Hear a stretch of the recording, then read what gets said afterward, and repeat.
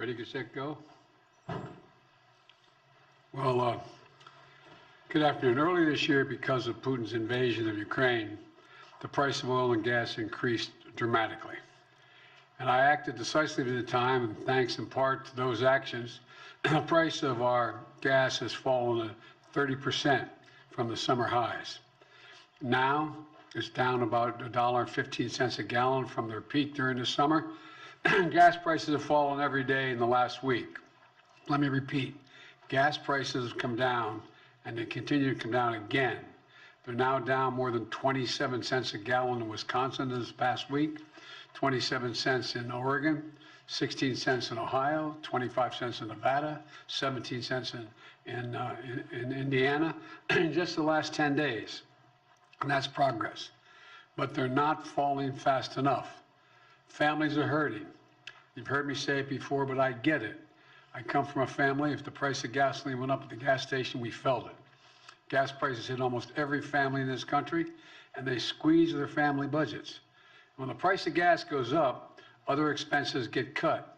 That's why I have been doing everything in my power to reduce gas prices since Putin's invasion of Ukraine caused these prices to spike and rattle international oil markets. Excuse me. I focused on how we can protect American families from that spike and give folks just a little bit of breathing room, as my dad would say. Today, I'm announcing 3 critical steps that my administration will take to reduce gas prices at the pump. First, the Department of Energy will release another 15 million barrels from the Strategic Petroleum Reserve, extending our previously announced release through the month of December. Independent analysts have confirmed that drawdowns from the reserve so far have played a big role in bringing down oil prices, bringing them down. So we're going to continue to responsibly use that national asset. Right now, the Strategic Petroleum Reserve is more than half full, with about 400 million barrels of oil. That's more than enough for any emergency drawdown. With my announcement today, we're going to continue to stabilize markets and decrease the prices at a time when the actions of other countries have caused such volatility. And I've told my team behind me here to be prepared to look for further releases in the months ahead if needed. We're calling it a ready and release plan. This allows us to move quickly to prevent oil price spikes and respond to international events. Secondly, we need to responsibly increase American oil production without delaying or deferring our transition to clean energy. Let's debunk some myths here. My administration has not stopped or slowed U.S. oil production. Quite the opposite. We're producing 12 million barrels of oil per day. And by the end of this year, we will be producing 1 million barrels a day, more than the day in which I took office. In fact, we're on track for record oil production in 2023. And today, the United States is the largest producer of oil and petroleum products in the world. We export more than we import, and I've heard from oil companies that they're worried that investing in additional oil production today will in case demand goes down in the future, and they're not going to be able to sell their oil products at a competitive price later. Well, we have a solution for that. Today, I'm announcing a plan to refill the Strategic Petroleum Oil Reserve in the years ahead at a profit for taxpayers.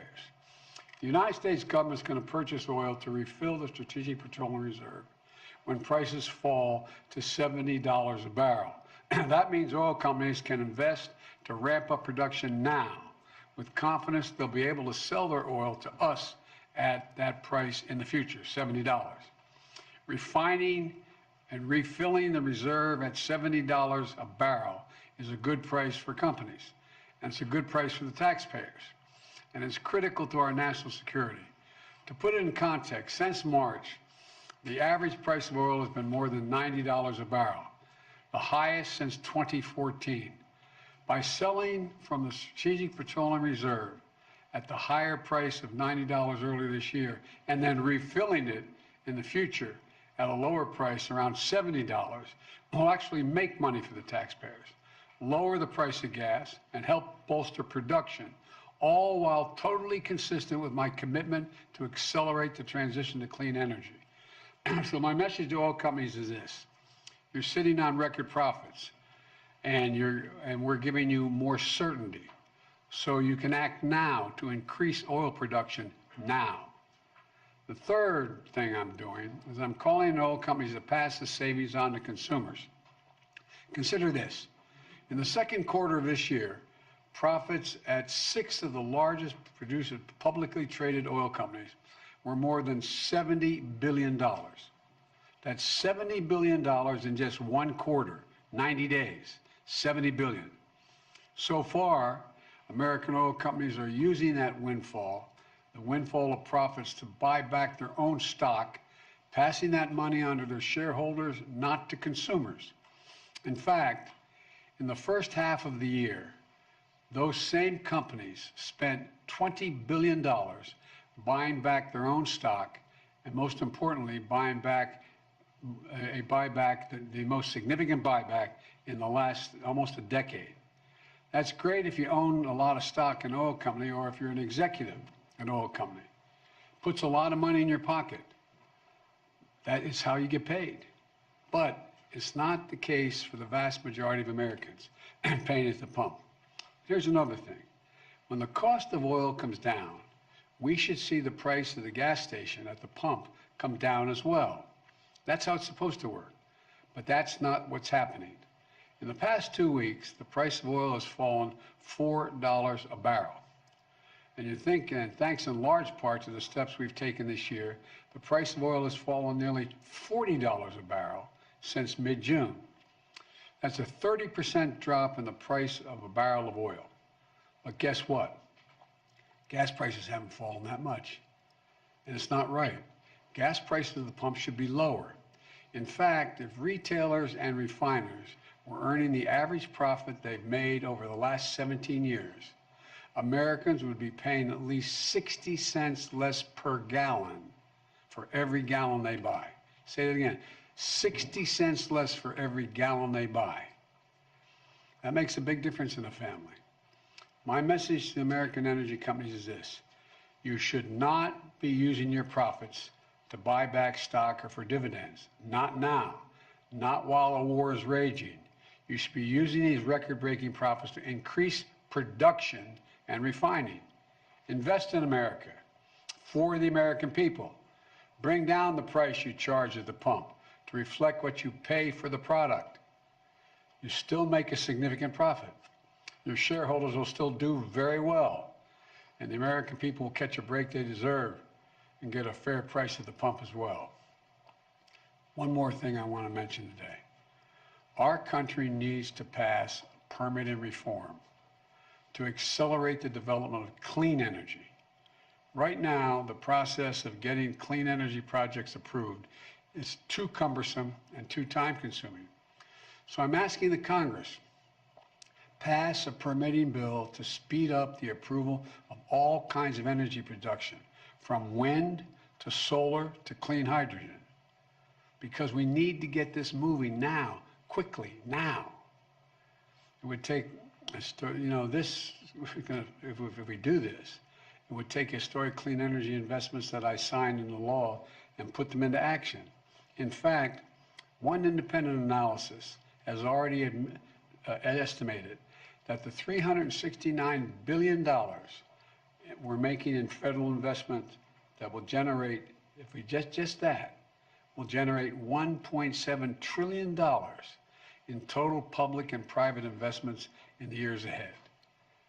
You can increase oil and gas production now while still moving full speed ahead to accelerate our transition to clean energy. That way we can lower energy costs for American families, enhance our national security at a very difficult moment. Let me close with this. I know it's been a rough 4 or 5 years for the country. For a lot of families, things are still tough. The choices made by other countries are affecting the price of gas here at home. That's why I've been acting so aggressively. Without the steps we've taken over the past several months to ramp up production and lower prices and get relief to consumers, gas prices would be higher than they are today. And we'll keep doing everything we can to keep it going, to ensure that our energy independence and security is available, and to lower gas prices here at home, and to give folks a little bit of breathing room. We just have to remember who we are. We're the United States of America, for God's sake. There's not a single thing we can't do when we put our minds to it. And we can strengthen our energy security now, and we can build a clean energy economy for the future at the same time. It's totally within our capacity. Totally within our capacity. Gas prices are coming down. We're going to do everything we can to make sure they continue to come down, and companies act responsibly so it's reflected at the pump. Thank you all, and may God bless you, and may God protect our troops. Thank you. Appreciate it. Mr. President, what is your response? I don't hear. Can you speak louder? What is your response to Republicans who say you are only doing this SPR release because, to help Democrats in the midterms? Where have they been the last 4 months? That's my response. Is it politically motivated, sir? This No, move it's not. 3 weeks before the midterms? Look, it makes sense. I've been doing this for how long now? It's not politically motivated at all. It's motivated to make sure that I continue to push on what I've been pushing on. And that is making sure there's enough oil that's being pumped by the companies so that we have the ability to be able to produce enough gas that we need here at home, oil we need here at home, and at the same time, keep moving in the direction of providing for alternative energy. That's what I've been doing. Now, the problem is these guys are asleep. I don't know where they've been. And they seem, the price at the pump should reflect what the price of a barrel of oil costs. And it's not going down consistently. Sir, do you understand that there's martial law in parts of Ukraine? What does that say to you, sir, about where his thinking is on the war in Ukraine right now? I think that Vladimir Putin finds himself in an incredibly difficult position. And what it reflects to me is it seems his only tool available to him is to brutalize individual citizens in Ukraine, Ukrainian citizens, to try to intimidate them into capitulating. They're not going to do that. Thank you. Sir, do you want to ban the export of U.S. petroleum products? Thank you, Mr. President.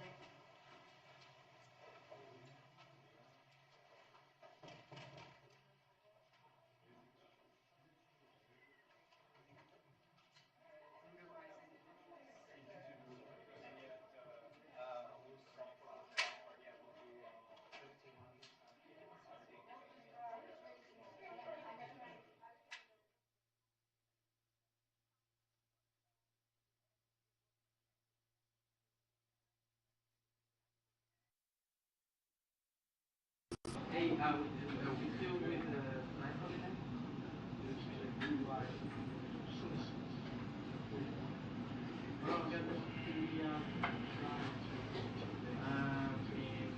We have time to